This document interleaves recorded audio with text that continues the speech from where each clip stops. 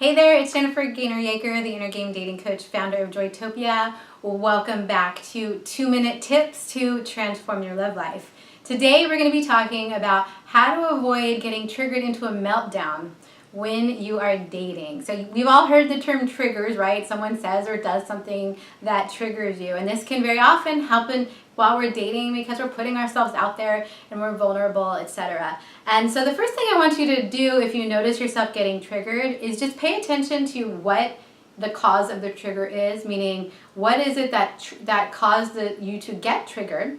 And then the next thing I want you to do is start noticing if there's a pattern among the triggers. Very often there will be a pattern. So long term, what you're going to want to do to permanently be free of the triggers is look for the root cause of them. My husband and I have a saying that we say to each other sometimes, which is that you cannot push a button that isn't there.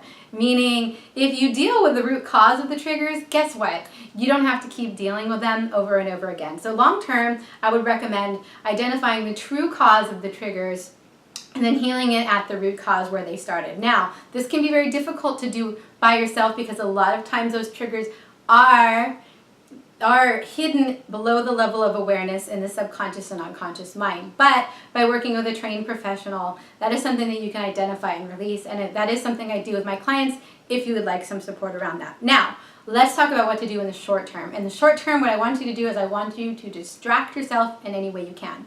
Call a friend, go for a run, you could do some meditation, emotional freedom technique, also known as tapping. That's a tool that I teach my clients, is fantastic. But basically you want to do your best not to act on the triggers, and then when you have the time and the resources and the energy to heal the root cause of the triggers, you want to do that as soon as you can so that you can permanently transform your love life and experience the Joytopia that you've always wanted.